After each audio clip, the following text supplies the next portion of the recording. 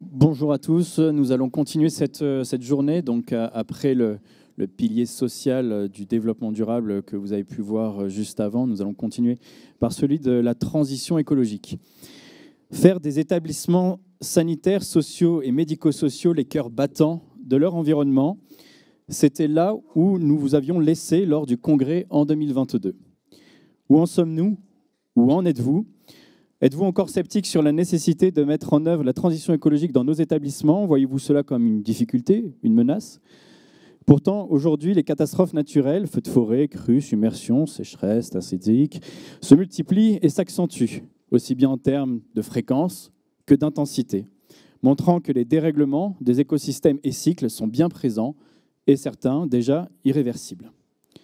L'impact sur les populations est également immédiat, déplacement de population, résurgence de maladies ou émergence de nouvelles, accroissement des maladies chroniques liées à la pollution de l'air, aux perturbateurs intégrés. Peut-on encore attendre pour agir? Je veux dire, agir vraiment. C'est maintenant qu'il faut transformer nos organisations et nos modes de fonctionnement, à minima pour atténuer notre impact sur le changement climatique et la santé humaine. Pour répondre à cette urgence, il faut notamment raisonner sur deux échelles, l'une temporelle et l'autre spatiale. Cette table ronde questionnera tout d'abord l'idée que les territoires sont une piste à privilégier face à l'urgence écologique. Création de synergies, mutualisation des ressources, coordination de l'ensemble des actions, renforcement de l'économie circulaire, penser ensemble les externalités positives, mais également négatives. Pour autant, et cela sera le second temps, cette dynamique, comme d'autres, se confronte à la question du temps, des temps. Les temps stratégiques, des organisations, des partenaires, mais également la conciliation des enjeux au long cours et ceux du quotidien qui grèvent notre capacité à nous projeter car nous sommes contraints d'éteindre les incendies, si je peux me permettre, démographie professionnelle, contraintes financières. L'ensemble de ces questions pose celle de notre éthique. L'éthique de conviction pouvait encore tenir il y a 20-30 ans, mais maintenant, ne pas agir face à l'urgence climatique soulève la mise en jeu de notre éthique de responsabilité. Pour répondre à ces questions, nous avons invité, et nous les remercions, Pierre Le Breton, conseiller de la planification écologique du système de santé auprès de Madame la ministre Firmin Lebaudot, déléguée auprès du ministre de la Santé et de la Prévention, Mathilde Lefebvre, directrice adjointe de la recherche en santé à la PHM, représentant ici l'association Le Lierre, Georges Marquez de Figueiredo, directeur exécutif du GIP de restauration collective du Centre-Manche, et enfin Bernard Jourdain, chargé du développement durable au CH du Niort. Avant de commencer, je vous rappelle quelques ressources sur le sujet. Le site internet The Shift Project qui vulgarise les rapports du GIEC, la note du Lierre, l'hôpital à l'heure du nouveau régime climatique, la rubrique DD du programme du SMPS, et le site de la NAP. Allez-y, vous y trouverez webinaires, fiches pratiques, une plateforme de partage des ressources, une communauté pratique, et enfin tous les éléments pour bénéficier d'un appui terrain au développement durable. C'est gratuit et vous êtes accompagné pendant 6 à 8 mois par des experts pour vous faire votre plan d'action. Donc la première question qu'on s'est posée pour cette table ronde, c'est le GHT, est-ce qu'il est encore un échelon territorial pertinent pour mener à bien la transition écologique à l'hôpital? Les établissements, généralement, ils ont encore quand même une vision un peu trop centrée sur eux-mêmes. Pourtant, ils ne peuvent pas relever à eux-mêmes les défis de la transition écologique, les sujets les dépassant. Mobilité, alimentation, déchets, infrastructures, énergie, achats. Or, tous les sujets portent à mutualisation avec à la clé une réduction des coûts. C'est pour cela qu'on tend à réfléchir à l'échelle du GHT. Mais cela est-il suffisant? Quel rôle pour les collectivités locales, les entreprises, les agences de l'État et même l'État? En effet, il est nécessaire de raisonner à l'échelle d'un écosystème où interagissent différentes parties prenantes pour lesquelles il faut veiller à limiter les externalités négatives au profit des positives. Pour chaque choix, il faut analyser les conséquences qu'il peut avoir aussi bien sur les voisins, à côté, en amont ou en aval, que pour les générations futures. Et donc, pour commencer, je me tourne vers Mathilde Lefebvre pour demander un peu quel rôle pour les établissements et le GHT. Merci beaucoup, bonjour à tous. Alors, donc avant de démarrer et discuter du rôle du GHT et du territoire dans la transition écologique du système de santé, je voudrais faire quelques rappels. Alors, ça a été dit en introduction, hein, mais juste pour vous donner un chiffre que vous connaissez sans doute. Le système de santé, c'est à peu près 8% des émissions de CO2 en France. Alors, ce chiffre, on l'entend beaucoup. On peut se dire, est-ce que c'est beaucoup, pas beaucoup? J'entends souvent, oui, mais par exemple, par rapport à l'avion, c'est 3 fois plus que l'avion. Bon, oui, mais sauf que l'avion, c'est 10% des gens qui le prennent. Le système de santé, ça sert à tous. Bon, au-delà de tout ça, je pense qu'il y a un constat sur lequel on ne peut pas discuter, c'est que nos établissements, quand ils travaillent, quand ils soignent les gens, ils polluent et ils polluent beaucoup. Et ça, pour nous, rapidement, pour nous managers de santé, ça va devenir un énorme problème.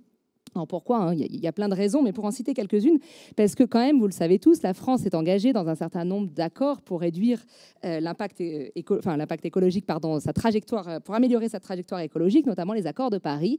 Et ça, qu'on le veuille ou non, dès lors qu'on représente à peu près 10% des émissions de gaz à effet de serre, là, le système de santé va devoir évoluer. Et donc, forcément, et du moins je l'espère, on va avoir des normes, des contraintes auxquelles on va devoir s'adapter, et ça va avoir un gros impact dans nos organisations. La deuxième chose, je pense que c'est des choses qui ont été un petit peu évoquées lors de la journée, c'est qu'on se le dit, alors ça peut prendre différentes formes, mais quand même on traverse une crise de sens à l'hôpital public pour un certain nombre de nos professionnels. Et il est très clair, on le verra probablement à travers quelques exemples juste après, que les actions de transition écologique, c'est pas évidemment loin de là une réponse à tous nos problèmes, mais pour un certain nombre de professionnels, on le constate, c'est quelque chose qui peut aussi contribuer à redonner du sens, de la fierté de travailler à l'hôpital public. Et donc, si on ne suit pas ce mouvement, on va continuer à perdre nos professionnels.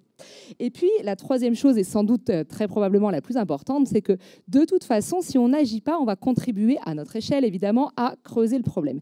Et il faut savoir, et c'est pas moi qui le dis, c'est à peu près toutes les études qui sortent actuellement dans les plus grandes revues scientifiques, là je prends ma casquette directrice de la recherche, c'est que clairement la crise écologique va poser un énorme problème à nos établissements de santé et en premier lieu à nous, les managers de ce système de santé. Alors, pour prendre quelques exemples très très rapides, la crise écologique c'est quand même des crises, des risques de rupture d'approvisionnement en énergie, en médicaments, en fourniture, ça va être compliqué de faire fonctionner les blocs opératoires. Et puis au-delà de tout ça, il y a encore une étude qui est parue il y a quelques temps dans The Lancet. La crise écologique, c'est des dérèglements et des impacts massifs et colossaux sur la santé qu'on a beaucoup de mal d'ailleurs à mesurer à ce stade. Et donc on voit, on sort d'une crise sanitaire qui nous a tous laissé exsangues, que clairement c'était une très modeste répétition par rapport à ce à quoi nous allons devoir faire face très probablement si rien ne se passe avec par exemple tous les étés des afflux massifs de patients du fait des crises de chaleur, des apparitions d'épidémies, etc., etc. Et ça va très probablement considérablement désorganiser notre système de soins. Et donc il faut à minima qu'on essaie de réduire ça et qu'on s'y prépare. Alors, il faut qu'on agisse massivement et pour autant, quand même, je vais être un peu, là, je prends ma casquette de l'association du Lierre qui me donne un ton peut-être un peu plus libre. Il ne se passe pas grand-chose si on est honnête, même s'il y a des belles initiatives par-ci, par-là. Moi, ce que j'ai vu quand même beaucoup, alors c'est très caricatural et vous m'en excuserez pour tous ceux qui font autre chose au quotidien, mais que les plans de développement durable, c'est quand même souvent, on va produire des gourdes en Chine et puis on va les distribuer à tout le monde avec le logo de l'hôpital et puis on se dit qu'on a fait notre plan de développement durable. Je caricature volontiers, mais quand même, c'est une caricature qui est pour dire quand même qu'on n'est pas tout à fait, je pense, à la hauteur des enjeux et c'est quelque chose de vécu quand même dans nos plans de développement durable. Alors, pour autant, ça évidemment, c'est une caricature, on sent quand même un gros frémissement. Moi, je le sens depuis quelques mois, pas plus d'un an, hein, pour être honnête, avec voilà, beaucoup de gens qui quand même se disent qu'il faut aller beaucoup plus loin. Et je salue à ce titre d'ailleurs les 50 propositions de la FHF qui ont été publiées il y a quelques jours, qui, à mon sens, sont très concrètes et totalement à la hauteur des enjeux. Mais la question qu'on se pose, une fois qu'on a dit tout ça, c'est comment on va les mettre en œuvre et comment on va aller beaucoup plus vite et faire des changements majeurs. Et là, je fais un tout petit aparté avant d'en arriver à la question des territoires pour vous parler justement de l'association Le Lierre que je représente aujourd'hui. L'association Le Lierre, c'est de se dire que dans la fonction publique hospitalière, comme dans celle d'État, comme dans la territoriale, on a beaucoup de mal à faire prendre conscience et surtout à faire les changements majeurs qui s'imposent absolument.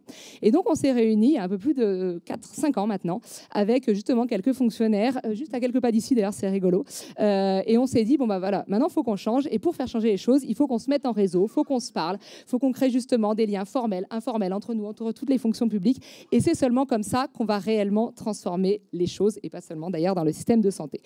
On était donc, comme je l'ai dit, une petite dizaine au début, dans un petit café de Paris. Maintenant, on est un peu plus d'un millier, un peu partout en France. On organise un ensemble d'événements.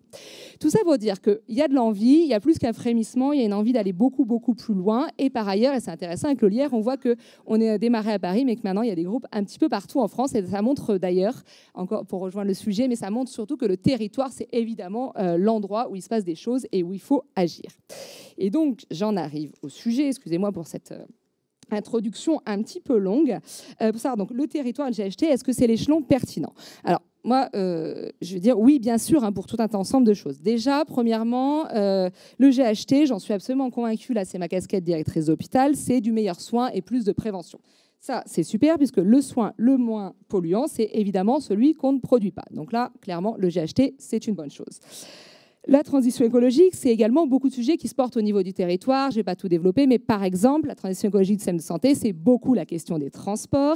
Et les transports, ça ne se négocie, ça se fait avancer beaucoup plus facilement si vous n'êtes pas tout seul dans votre CH ou dans votre CHU.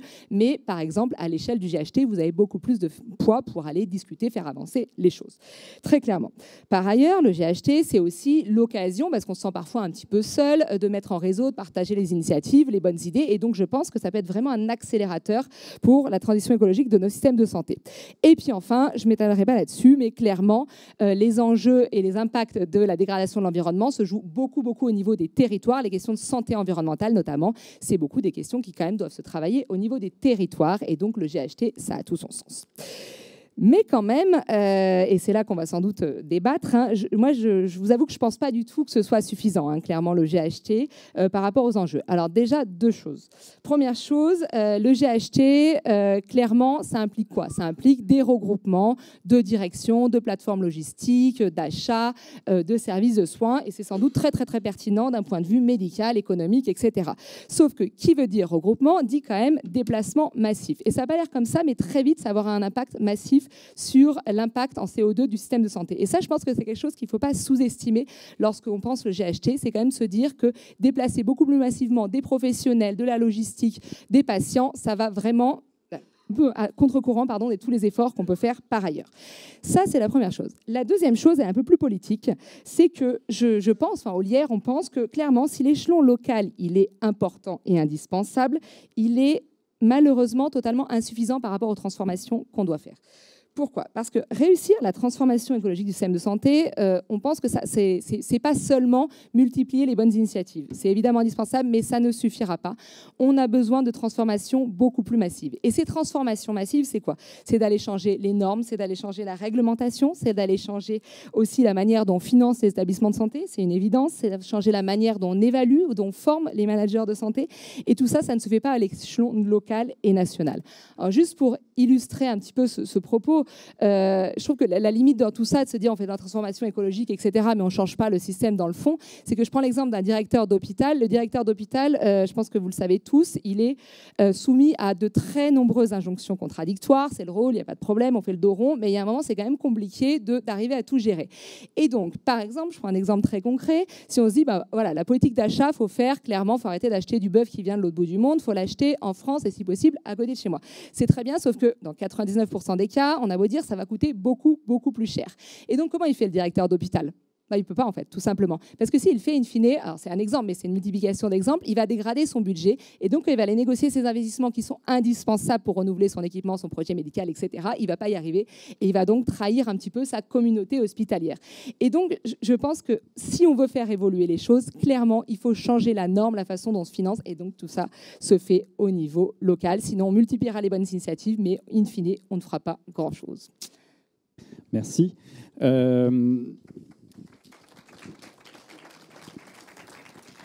Et donc, je me tourne vers Bernard Jourdain pour, si le GHT n'est pas forcément toujours l'échelon pertinent, quel échelon serait et vers qui les établissements peuvent se tourner également, vers quels sont les autres acteurs du territoire? Bonjour à tous. Effectivement, aujourd'hui, il faut élargir notre regard, mais les acteurs du territoire, ils vous voient toujours comme des producteurs de soins, pas comme des partenaires futurs de la transition écologique. Donc, il faut aller les voir, il faut changer le regard. Il faut voir avec eux comment on peut travailler ensemble. Si vous prenez sur votre territoire la collectivité, est-ce que la collectivité fait une étude sur les îlots de chaleur, fait une étude sur la biodiversité? Est-ce qu'ils ont inclus l'hôpital dedans? Souvent, non. Si la collectivité fait un plan alimentaire de territoire, est-ce qu'ils vous ont mis dedans? Non. Donc, il faut aller les rencontrer pour vous montrer que vous êtes présents et que vous êtes des gros contributeurs et des gros acheteurs. Si on prend la mobilité, vous êtes là sur la taille de l'agglomération. Comment vous allez travailler avec l'agglomération sur les questions de mobilité? Pour rappel, vous versez vos établissements, vous versez chaque année ce qu'on appelle le versement transport à la collectivité. Je ne sais pas si vous connaissez la somme que vous versez chaque année. À titre d'information, ça vous coûte à peu près en moyenne entre 300 à 400 euros par salarié chaque année. Je prends un exemple, l'hôpital de Niort, 3400 salariés, on donne 1,2 million chaque année à l'autorité organisatrice des transports pour financer les transports en commun. Même si derrière, ils ne sont pas organisés pour répondre aux besoins d'établissement. Donc comment on travaille avec ces collectivités pour pouvoir faire avancer? Quand on passe à l'échelle complémentaire qui est la région, est-ce que votre région aujourd'hui, elle ouvre les appels à projets aux établissements publics de santé? Dans la majeure partie des cas, non. Nous, aujourd'hui, en Nouvelle-Aquitaine, on a fait des liens avec eux. Aujourd'hui, les appels à projets en région intègrent les établissements publics de santé, de manière à ce qu'on puisse répondre. C'est aussi ça l'enjeu. Je pense qu'il y a tous ces liens à créer. Et puis, la région fait des appels à projets, des appels à manifestations d'intérêt régulièrement. Ils ont un grand schéma régional autour des changements climatiques. Comment ils intègrent la santé? Ça, c'est vraiment des questions fortes qu'il faut débattre aujourd'hui. Et il faut être présent. Et puis, la région, c'est aussi les financements européens. C'est le FEDER. Il y a des financements sur la transition écologique. Comment nos établissements de santé, on va les chercher. Ce n'est pas dans notre culture d'aller les chercher. Là, il y a des fonds, il faut monter des projets. C'est plus conséquent. Comment on se réunit pour avoir accès à ces fonds-là? Vous avez les agences de l'eau qui vous financent sur les programmes de l'eau, jusqu'à 70-80%. Comment on va les chercher? Vous avez l'ADEME. Nous, aujourd'hui à Niort, je vous le dis, on vient de faire paraître aujourd'hui un appel à candidature pour un conseiller en mobilité. Donc l'ADEME nous finance, à partir de janvier 2024, sur 3 ans, à 60%, plus 20 000 euros par an de communication, un chargé de mobilité pour le GHT. Ça veut dire que si on n'a pas ça, on n'aura pas. Mais il faut aller chercher ces partenaires-là, il faut montrer qu'on est présent, et souvent ils répondent. Donc voilà, pour nous, on est très contents d'avoir un chargé de mobilité à partir de l'année prochaine. Il a énormément de travail à faire, et ça va être très sympa. En plus des démarches qu'on fait, nous, c'est notre 3e démarche d'Agenda 21 et aujourd'hui Agenda 2030. Donc on a des démarches concrètes et on les fait vraiment sur le territoire. Moi, je suis chargé de développement durable à Niort, à l'hôpital de Mauléon, l'hôpital Nord de Sèvres. On a fait sur ces 2 établissements, là aussi, 2 agendas 2030 avec des plans d'action concrets pour pouvoir avancer. Et la région, on a aussi créé en Nouvelle-Aquitaine à plusieurs professionnels une association. On a pu répondre à un appel à projet de la région. Ils nous ont financé un outil qui s'appelle RSE Santé Durable, qui permet de faire un audit, un diagnostic d'un établissement de santé sur les questions de développement durable. Sans ça, sans l'association, sans la région, on n'aurait pas cet outil. Donc il y a des choses à aller chercher. Il faut se faire connaître et aller chercher et montrer qu'on existe. Et puis aussi, vous pouvez vous appuyer dans vos établissements sur les CTES qui sont en train d'être déployés sur le territoire, qui peuvent être un relais et des sources d'informations pour vous aider dans votre démarche. Nous allons poursuivre avec un exemple et le GIP de restauration collective du Centre Manche. Monsieur Marquez de Figueiredo, avant que nous regardions la vidéo qui illustre qu'au-delà du public, nous pouvons travailler avec le secteur associatif sur ces sujets-là. Pouvez-vous nous parler un peu de ce GIP qui rassemble établissements publics de santé et médico-sociaux, une commune et une agglomération? La genèse du projet, comment celui-ci a été créé? Est-ce que cela fonctionne vraiment? Merci. Bonjour à toutes et à tous.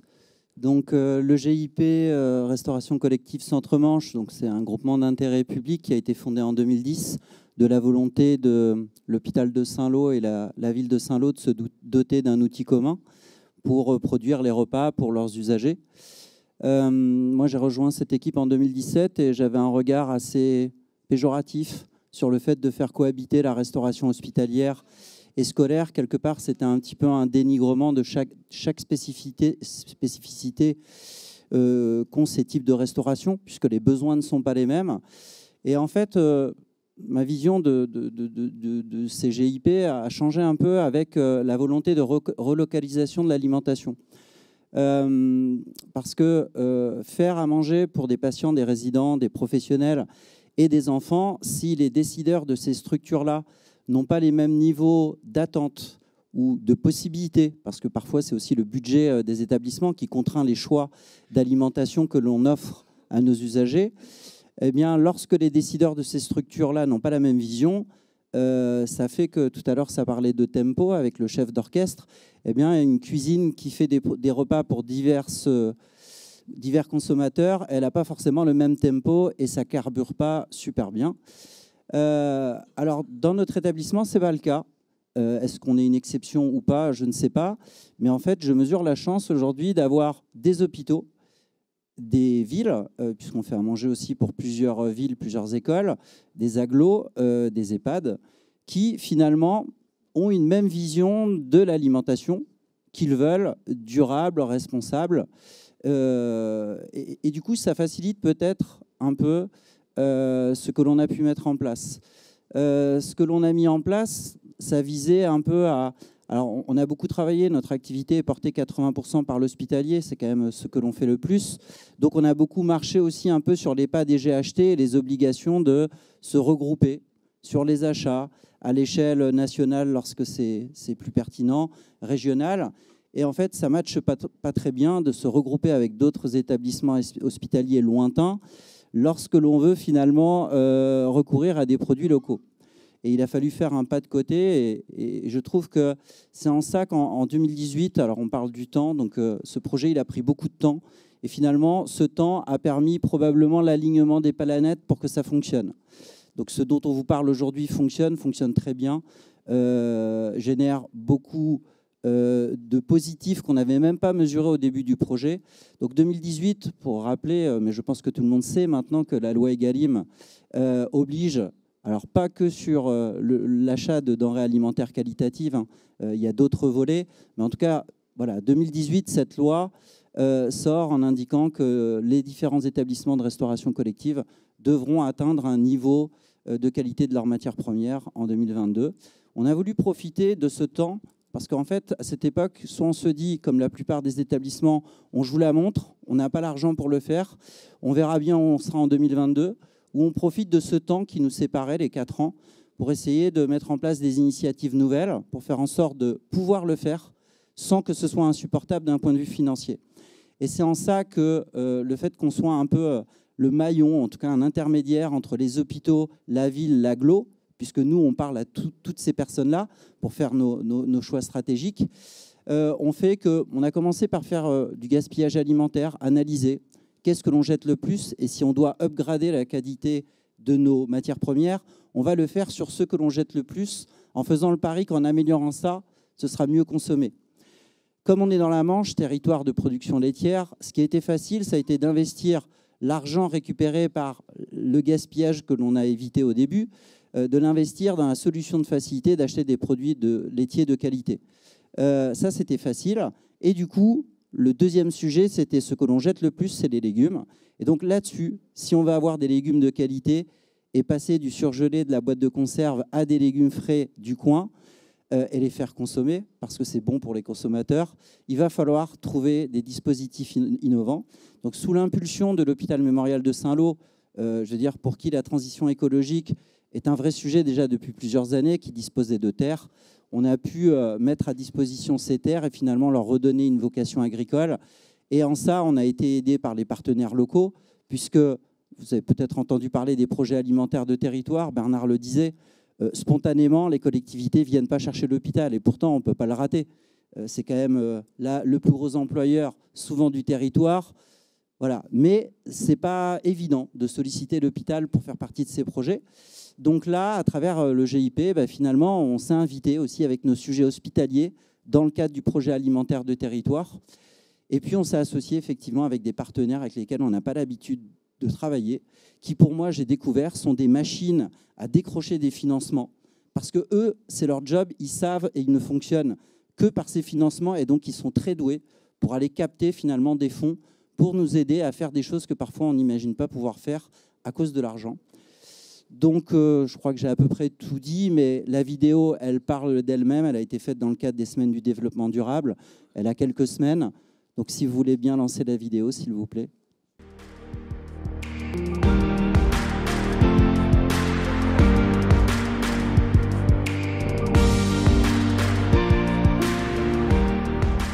Le projet de légumerie et de maraîchage est né en 2018. Donc de plusieurs projets qui se sont rejoints. Tout d'abord, l'hôpital mémorial de Saint-Lô, qui a voulu redonner une vocation agricole à des terres qu'il a héritées il y a très longtemps. L'association IPE Environnement qui gère des chantiers d'insertion et qui recherchait un support pour de l'insertion pour un public féminin. Et la banque alimentaire qui perd beaucoup de fruits et légumes tous les ans dans ses dons et qui voulait trouver une solution pour les conserver.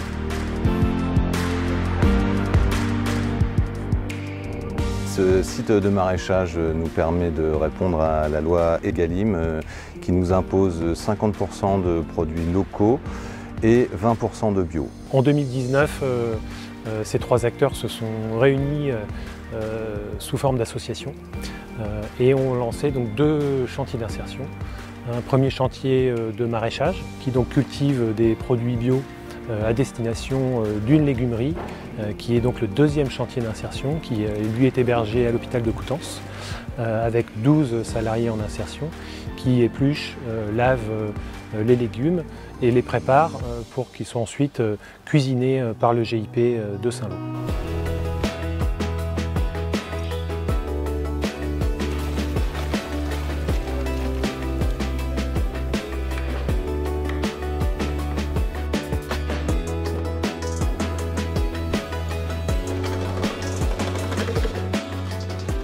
La mission principale d'IPE Environnement, c'est l'insertion par l'emploi. Donc c'est de pouvoir ramener les gens qui sont très éloignés de l'emploi à des postes qui sont vacants sur le secteur, c'est de les remettre en selle et de surtout bien identifier dans le centre-Manche, qui est notre bassin d'activité, les métiers en tension et les formations vers lesquelles on peut tendre et former nos nouveaux bénéficiants. Et cette idée, justement, ce nouveau chantier de maraîchage peut permettre d'accéder à ces problématiques. Nous avons une équipe de permanents qui travaille sur l'atelier ici, donc une encadrante technique et une assistante technique qui sont là pour organiser la production et rythmer la journée de travail. Une des personnes issues de nos activités a été embauchée au GIP Restauration et est en poste et donne cette entière satisfaction. Nous cuisinons au quotidien pour les hôpitaux de Saint-Lô et Coutances, pour leurs patients, les résidents et également les professionnels. Et nous cuisinons pour les écoles publiques de Saint-Lô et de Coutances. On a décidé de donner la priorité aussi à la saisonnalité, ce qui nous a amené à concevoir nos menus de manière différente, en intégrant des recettes qui puissent permettre de proposer des légumes notamment disponibles localement sur le territoire, selon les saisons. Ces changements nous permettent de proposer aujourd'hui 70% de légumes frais dans les assiettes de nos consommateurs, dont une grande partie provient du chantier maraîchage de Gourfaleur situé sur les terres de l'hôpital. Tous ces projets ont permis à nos cuisiniers aussi de retrouver du sens par rapport au métier qu'ils font. Ils prennent plaisir à faire ce qu'ils font. Et avec les chantiers d'insertion, la légumerie et le maraîchage, ça nous permet aussi de disposer d'un vivier de personnel, puisqu'on rencontre certaines tensions pour recruter des professionnels. Dans ces 2 chantiers, on a des personnes qui montent en compétences et qui peuvent se retrouver à rejoindre nos équipes ou d'autres métiers de la restauration collective.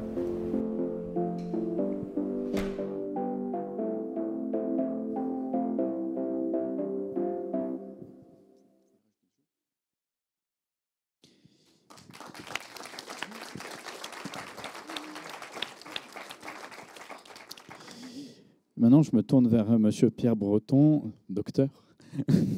On a vu qu'il y a quand même des actions au niveau local qui marchent, au niveau régional, mais on a quand même peu entendu l'État dans les différentes interventions.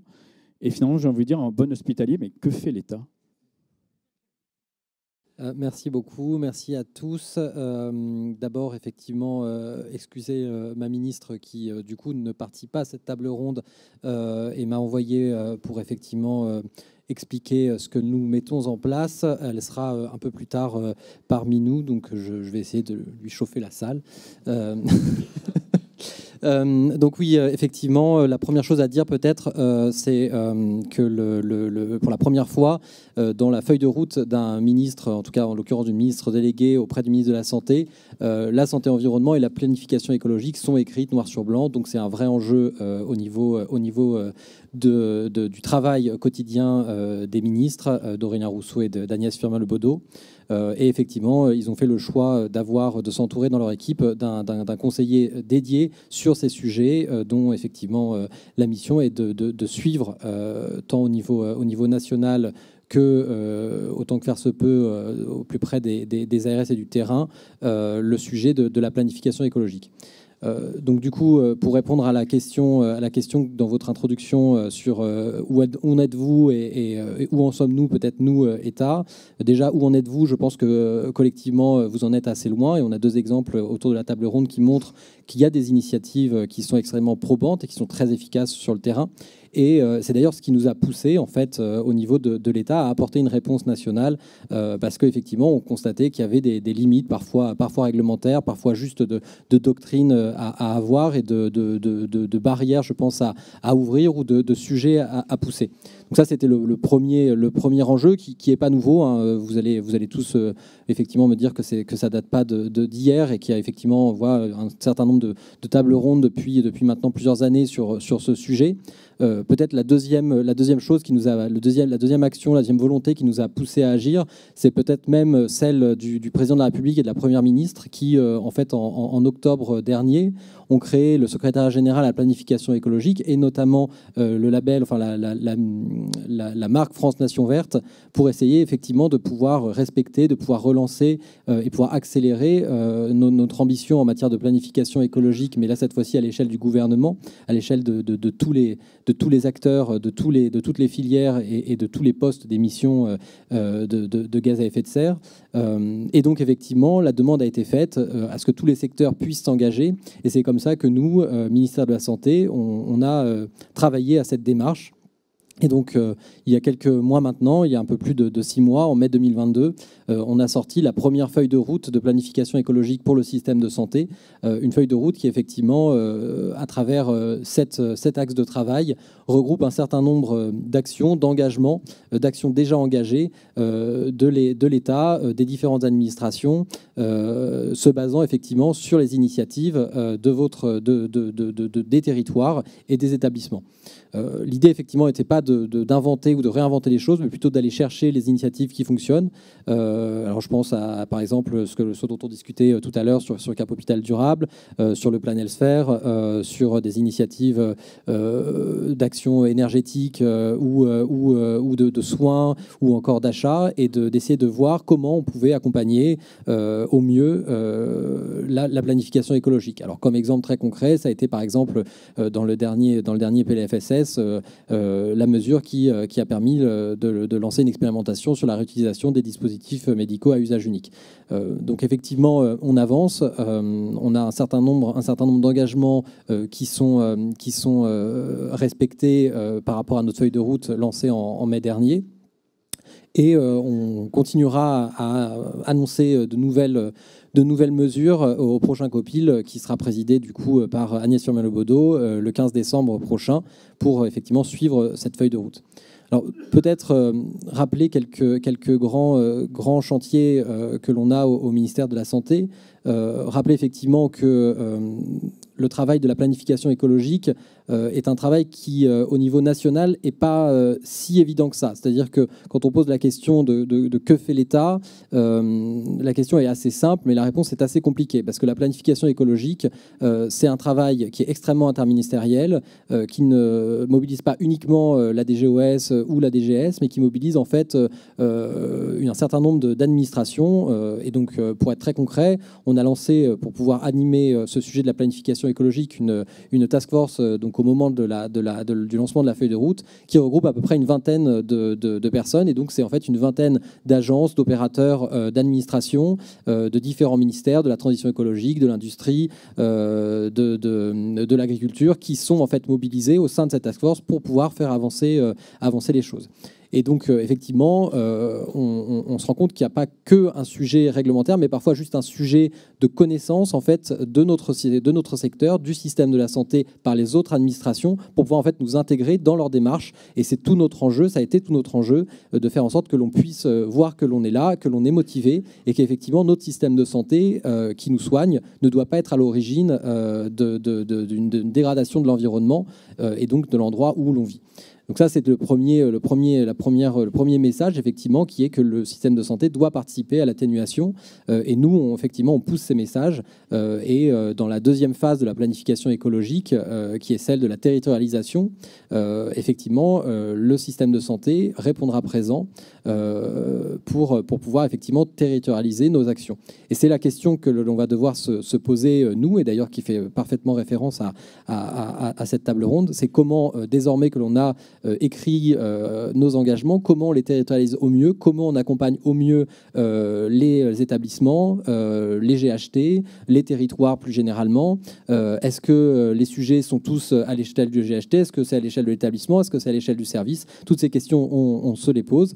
On est effectivement, et vous êtes effectivement accompagnés pour certains par l'ANAP, que je salue et qui est présent, la personne d'Emeline dans l'auditoire, avec l'appui terrain qui se déploie, qui a pu effectivement accompagner plusieurs centaines d'établissements dans la précédente vague et qui sera relancé évidemment, et on vous détaillera les contours de ce relancement pendant le COPIL du 15 décembre. Donc ça, c'est effectivement le sujet de la territorialisation. Et après, devant nous, il y a aussi le sujet de l'adaptation, sur lequel, dans quelques semaines, sera annoncé un grand plan interministériel d'adaptation au changement climatique. Et donc là-dessus aussi, le système de santé doit prendre sa part, et on doit essayer de trouver comment on travaille à accompagner les établissements face au bouleversement climatique, au changement climatique. Et ce sera effectivement un sujet que l'on prendra effectivement à bras le corps. Et enfin, et c'est sans dévoiler les prochaines annonces qui seront faites sur le sujet, on a effectivement voulu, sur cette planification écologique, être extrêmement efficace, parce qu'il y a effectivement beaucoup d'initiatives qui sont faites dans les établissements, mais il faut toujours essayer, nous, au niveau national, de voir comment on peut être le plus efficace possible. Et le sujet est que l'on va essayer de travailler du coup sur les aides financières, évidemment, parce que ça, c'est un enjeu que nous remonte souvent. Alors, on va travailler à ça et on fera des annonces sur ce sujet-là au prochain COPIL. On va travailler également sur le gros sujet des médicaments et des produits de santé. Vous n'êtes pas sans savoir effectivement que ça représente 50% des émissions, des 8% du système de santé. Donc là-dessus aussi, on fera des annonces, notamment autour des analyses de cycle de vie des médicaments et de comment essayer de trouver la meilleure façon de décarboner les médicaments et l'industrie de santé. Et puis aussi, on continuera à travailler, à développer toutes les actions de la feuille de route que vous pouvez retrouver sur le site du ministère de la Santé, que je vous invite à aller consulter. Et enfin, effectivement, on a aussi un travail à mener qui est sur, je dirais, peut-être pas la contrainte, mais encore plutôt l'accompagnement d'une première part de nos ARS et puis des établissements. Donc effectivement, on est en train de regarder et de travailler, en tout cas on a accompagné les ARS pour ça, à ce que la plupart des projets régionaux de santé puissent comporter des volets de transition écologique, et puis derrière que ça puisse se décliner, et ça c'est déjà effectivement réglementairement inscrit, dans les projets d'établissement, et puis derrière on ira un peu plus loin pour que ce soit aussi décliné dans les contrats entre les établissements et les ARS, et puis entre les ARS et l'État. Merci. L'État, on ne l'applaudit pas. J'ai senti que certains voulaient partir. Et donc, le deuxième temps de cette table ronde, pour dire que face à l'urgence écologique, comment concilier les temps et les impératifs pour faire des managers, des acteurs de la transition écologique. Effectivement, il y a plusieurs temps. Déjà, le temps de la stratégie, quelle position par rapport au temps de l'urgence de la transition écologique, ce qui n'est pas le même par rapport au temps des organisations, au temps des collectivités locales, avec par exemple les ZFE et le temps des entreprises. Est-ce qu'il faut aussi bousculer nos organisations? La question des temps internes, avons-nous les ressources pour avancer au rythme voulu? Quelle utilité de dégager des ressources humaines sur cette thématique? Si oui, quelle quotité? Comment éviter que la transition écologique pèse sur les temps des agents, sur le temps soignant? Quel soutien de l'État en termes RH? Quel temps dédié à la formation, à l'information, à la sensibilisation, à la nécessité de convaincre, d'expliquer, de démontrer? Et enfin, les temps externes. Quel temps pour construire les réseaux? Comment prendre en compte les temps des différents acteurs? Comment est pensé le temps de la planification aussi au niveau national? Et de manière un peu plus libre, Jean-Luc, qui veut prendre la parole sur ce sujet du temps? Tout d'abord, avant la question du temps, c'est est-ce qu'il y a un pilote dans l'avion? Parce que si vous n'avez pas un pilote qui pilote la stratégie de développement durable de l'établissement, vous pouvez avoir du temps, à un moment donné, ça va être compliqué. Et s'il n'y a pas un pilote dans l'avion qui est là régulièrement auprès des services pour les relancer ou construire une stratégie avec la direction, s'il n'y a pas de pilote, c'est compliqué. Et vous verrez que dans les 50 propositions de la FHF qui sont sorties là, auxquelles j'ai contribué, il est même demandé à ce que les ARS pilotent des référents développement durable au niveau régional, au moins un ou deux par ARS, pour coordonner les démarches au niveau territorial. C'est-à-dire qu'il ne suffit pas d'avoir quelqu'un dans un établissement. Si au niveau territorial, votre ARS n'est pas moteur, ou il n'y a pas des gens qui peuvent accompagner, ça va être compliqué. Nous, on a la chance en Nouvelle-Aquitaine d'avoir des gens qui sont à l'écoute et qui sont moteurs là-dessus, qui nous accompagnent sur certains projets comme Cap Hôpital. C'est une boîte à outils demain pour les établissements de santé. Et bien, si vous n'avez pas une ARS avec des gens qui sont référents, ça va être compliqué. Donc, en dehors du temps, c'est quels moyens on met, quels moyens l'établissement ou le directeur va mettre pour piloter la démarche. Est-ce que déjà il est formé à la transformation écologique? Est-ce qu'il a ça dans le sang ou pas? Moi, j'ai la chance d'avoir un directeur qui, depuis 10 ans, me laisse faire et on construit avec lui des projets depuis 10 ans. Ça fonctionne bien aujourd'hui. Dans son bureau, il a les plans d'action depuis 2009 qui sont affichés. Donc voilà, et il s'est formé au bilan carbone. Donc vous voyez, c'est un peu un ovni dans le paysage, mais ça aide beaucoup à faire des projets. Donc en dehors du temps, si vous n'avez pas un pilote, ça va être compliqué. Ouais, je veux bien. Allez. Moi, je vais compléter. En fait, la question du temps dépend effectivement de comment est pris l'enjeu. Historiquement, moi, ça me rappelle un peu les démarches qualité dans les hôpitaux. Au début, on les fait sur la contrainte et donc il faut trouver le temps de lancer ces démarches. Et puis après, au bout de quelques années, on finit par comprendre que c'est des opportunités et ça permet à nos établissements d'évoluer avec les besoins. Là, la transition écologique, j'espère que ça ne prendra pas autant de temps d'en faire une priorité. Forcément que si c'est une priorité d'établissement, on y alloue le temps. Après se pose la question de à quoi on alloue moins de temps. Quels sont les sujets qui vont passer sur un second plan du fait de prioriser ça? Nous, comme on le vit depuis 4 ans, en fait, ça prend plus de temps. Mais ce temps, en fait, c'est du temps qu'on ne passe plus à autre chose. C'est-à-dire qu'une fois qu'on a expliqué la stratégie pour aborder ces changements, finalement, les structures qui habituellement nous demandent du temps, alors soit parce que mécontentes, soit parce que ils veulent plus de transparence, finalement, quand on prend la main et qu'on devient acteur du projet et qu'on explique la démarche, eh bien, on retrouve du temps. Et du coup, du temps qui, pour nous, pour même mes collègues le ressentent, plus de valeur aussi, plus de sens. Et même eux, finalement, en fait, ça ne coûte pas. Ce temps qu'ils consacrent à ça, je ne les ai jamais vus venir à reculons, parce que, comme disait Mathilde tout à l'heure, c'est un sujet qui vraiment aussi intéresse les agents et qui peuvent leur permettre aussi d'être acteurs de l'organisation de leur établissement. Donc, c'est une vraie opportunité. Voilà. Moi, juste pour rebondir effectivement donc, sur la question du temps et sur ce que vous disiez, l'importance d'avoir un dirigeant qui est impliqué, parce que sinon on a du mal à faire autre chose. Je pense que c'est aussi beaucoup la question de la façon dont on évalue, on apprécie le travail de chacun. Et on a encore beaucoup, alors encore une fois je caricature volontiers, mais tendance, et moi la première d'ailleurs, à évaluer le travail de nos équipes sur ce qui va être produit dans l'année, sur un temps court, etc. Et c'est vrai que les questions de transition écologique, ça peut être des choses à très court terme qui sont très visibles, mais souvent quand même, notamment pour les transformations d'ampleur, ça va être des choses qui vont avoir un impact impact sur le beaucoup plus long terme. En fait, on va voir le résultat dans 5 ans, dans 10 ans, etc. Voire d'ailleurs, ça a un impact qui ne va pas nous concerner que nous, mais qui va globalement générer des externalités positives sur un territoire au niveau national, etc. Et je pense qu'on a vraiment un sujet, alors je n'ai pas la réponse parfaite, hein, c'est probablement très compliqué, mais de formation, déjà dans notre formation, nous, et dans la façon dont du coup on apprécie les sujets, on évalue, d'avoir une vision beaucoup plus globale et parfois peut-être même un peu plus service public, de raisonner plus large. Et donc plus large veut dire plus que notre établissement, plus que notre poste, et également sur le temps long. Et ça, c'est aussi évidemment de la formation, mais aussi beaucoup la façon dont les directeurs impulsent les choses là-dessus.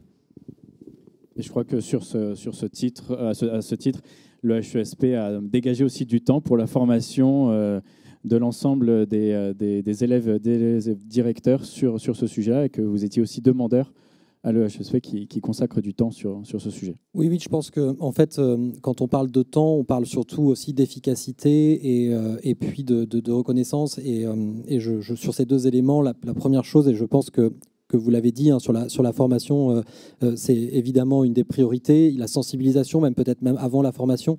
Donc là-dessus, effectivement, il y a un des axes de la stratégie de planification écologique de la feuille de route qui se concentre sur cet objectif, avec un objectif de former d'ici 2027 les 6500 encadrants de la fonction publique hospitalière, donc tous ceux qui n'auraient pas bénéficié de ce qui est maintenant inclus dans les programmes de l'EHESP. Donc il y a ce premier jalon d'ici 2027 qui sera travaillé, et c'est intéressant parce que c'est une formation qui est vraiment qui veut être vraiment pensée en interversant et en transversalité pour justement sortir un petit peu les encadrants de la fonction publique hospitalière de leur seul milieu d'hôpital, mais d'aller vraiment à la rencontre des autres fonctions publiques d'État pour pouvoir être dans une démarche vraiment service public général. Donc il y a ce premier sujet. Évidemment, cette formation, on ne se contentera pas des seuls 6500 agents d'encadrement. On est en train déjà de travailler, notamment avec le HESP, pour pouvoir la proposer au plus grand nombre. Et évidemment, l'objectif à terme est de former l'ensemble des professionnels de santé à la transition écologique. Donc ça, c'est effectivement la première chose pour pouvoir mieux apprécier cette notion de temps et comprendre que l'enjeu de la planification écologique est un enjeu peut-être un peu différent des autres sujets. La deuxième chose, c'est comment on pilote et comment, parce que j'ai beaucoup aimé le sujet du pilotage, et comment on voit et comment on mesure. On avait pour l'instant effectivement une vision assez faible, je pense, de notre efficacité en matière de mesure et de transition écologique. Donc on a travaillé à ça avec notamment l'appui de l'ANAP, sur la possibilité de mettre en place un véritable tableau de bord de bilan carbone qui permettra effectivement de suivre quasiment en temps réel les émissions carbone de nos établissements, et à plusieurs niveaux, local, régional et national. Donc là-dessus, on vous fera effectivement une présentation beaucoup plus détaillée le 15 décembre, mais effectivement, ça fait partie des choses qui nous semblaient fondamentales, en fait, d'avoir un indicateur pour pouvoir ne serait-ce que vérifier les chiffres que l'on trouve dans le shift, et pouvoir les suivre année après année, mois après mois, enfin surtout année après année, pour voir si on arrive avec ce que l'on fait à respecter les objectifs qui nous sont fixés de réduction de 5% par an. Donc effectivement, c'est vraiment deux objectifs qui, je pense, permettent de caractériser cette dimension du temps, et c'est en tout cas ceux sur lesquels on va travailler dans les prochains mois. Je pense que vous pourrez peut-être aussi revenir sur ce que vous avez un peu effleuré sur la question des temps des différents acteurs lors de la construction du GIP. Quelles les difficultés que vous avez pu avoir sur ce temps-là, les temps aussi de passage dans les différentes commissions et conseils au niveau municipal de l'agglomération.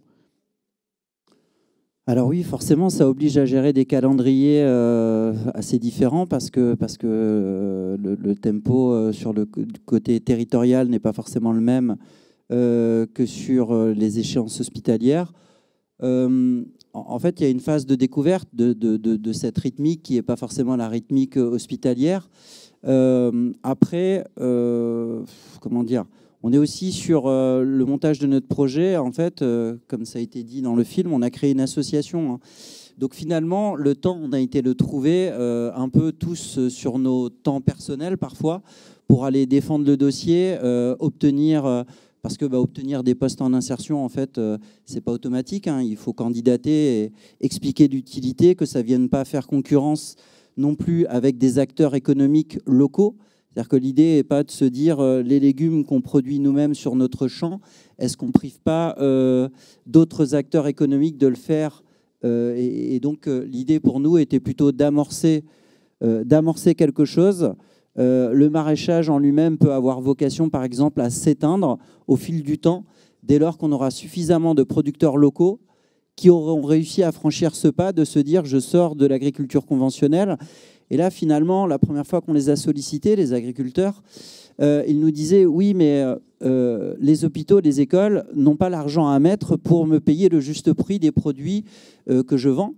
Et on a aussi voulu leur démontrer que ce n'était pas forcément comme ça qu'il fallait approcher le sujet. Il faut aussi approcher le sujet sous l'angle « vos produits vont être positionnés auprès d'enfants qui sont les adultes de demain ». Quand on parle de prévention de maladies, etc., mieux nourrir les enfants et les acculturer au goût des choses. Je me rappelle, par exemple, présenter des yaourts fermiers à des enfants qui n'en ont jamais goûté. Il nous a fallu, ça peut paraître long, mais 2 ans pour que finalement les enfants les acceptent et ça devient leur standard. Donc tout ça, il y a des échelles de temps assez différentes en fonction des parties du projet. Mais aujourd'hui, l'idée, c'était que ça montre que ces outils, en tout cas ce maillage de la fourche à la fourchette, dont sortent 70 tonnes de légumes, ça fonctionne, ça s'équilibre financièrement. Pour nous, souvent la question qu'on nous pose, c'est combien ça coûte de plus. C'est dommage, ce que j'aimerais avoir comme question, moi, c'est le pourcentage de satisfaction de plus que ça apporte pour les consommateurs, pour les cuisiniers, voire les personnes, je veux dire, mesurer le mieux-être, le mieux manger, c'est difficilement palpable. Combien ça coûte de plus, souvent, voilà, c'est factuel. Du coup, mais je trouve qu'une fois qu'on commence à travailler avec tous ces acteurs, là, hospitaliers, et ce n'est pas une contrainte, le temps, et on arrive à faire en sorte, après ça marche toujours pareil, hein. Il y a la phase de présentation du projet, de validation par les décideurs, on rentre dans le calendrier qui est imposé par chacune des parties prenantes. Écoutez, je vous remercie.